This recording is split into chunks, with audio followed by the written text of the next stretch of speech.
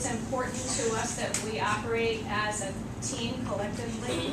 I think we have a very strong team. I think we all know that, and I really want to encourage us to continue to do so. On behalf of the parent-teacher organization of Mills Lawn Elementary School, McKinney Middle School, and Yellow Springs High School, and the school community at large, we are here because of the escalating tension and continued frustration between the school board and the administration. We would like to call the school board's attention to the paragraph of the Ohio School Boards Association, the OSBA brochure, stating board member responsibilities. The role and function of board members often are misinterpreted by the public and in some cases by board members themselves.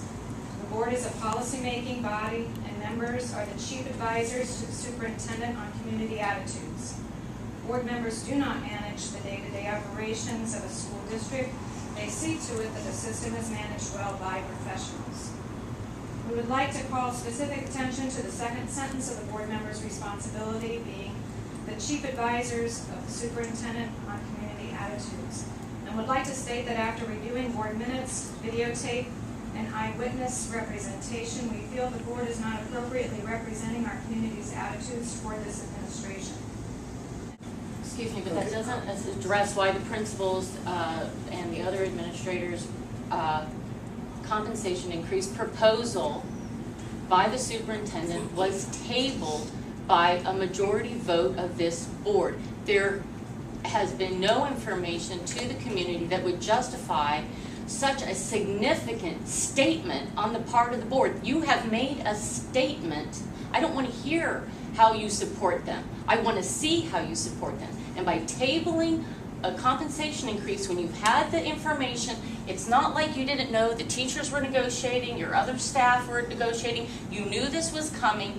The fact that you could not get your information gathered and now slightly hinting that this is Mario's fault. No, I'm not saying that. Well, Good. then please clarify. Because that I'm is the not. person that tabled it, and we had a discussion prior to the meeting in executive session. I did not feel that it was completely vented as far as knowledge of what was going to happen. I don't believe the superintendent knew some of the facts, and that was one of the reasons why I felt. Let's make sure that we don't go into details. No details. But it was Thursday evening, the first time that I came to understand some of the reasoning for that, and it was not really completed. And I believe that citing relatively trivial procedures as a way to evade your responsibility as elected people we've elected, who we have confidence and trust, is extraordinarily unwarranted, unnecessary, counterproductive, and destructive. Thank you. My observation is that the general community feels that the administration is overperforming and that the board is underperforming. So I guess I don't know necessarily need a response to that, but I think that's part of what's driving today's meeting, or today's presence here, is that we've observed that the administration is marching along, doing the things that they're being asked to do based on the strategic plan, and that we're now having situations where we feel like the board is holding us back rather than marching with us. Okay, thank you. My name is Monica Worland, by the way. This is an issue that deals with people's livelihoods, you know, their ability to support their families and make decisions for their families and move forward, and therefore timeliness cannot be overemphasized here. And so it's disappointing to me to hear, based on what I just heard in terms of the timing of this, that you've delayed compensation conversations with some of the people that are the most important people in our children's lives, and as well as the impact on their own families and the rest of the community. And I have to say I'm disappointed in that decision. Yeah, sure. I'm disappointed in myself. If I would have voted differently, we wouldn't be here today. And I think sometimes we do make decisions that are short-sighted. I'm speaking for myself. And I try not to do that. I really try not to. I think I did. And I think we always need to take into consideration the outcome and the impact of our decisions on those people most affected. And I'm sorry we're here today. And I'm John, the teacher in high school, and you know, all this is totally taking me by surprise. I have no idea what's going on or why. And I just want to say, you know, we are starting school in 2 weeks and have kids coming in, and this is a disaster to be throwing, you know, whatever, potentially losing our administration, our captains at the beginning of the year.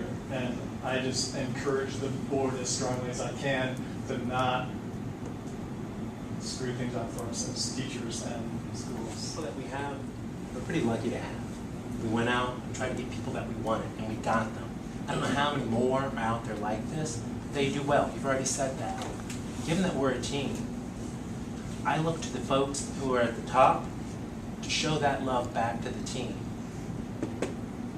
And so I don't want us to give them any reasons to look elsewhere. And the fact that I think you have hurts us. And you hurt us. You hurt us.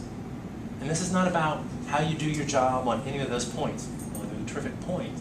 The fact is, the way you conducted yourselves put us as we're at risk as a community.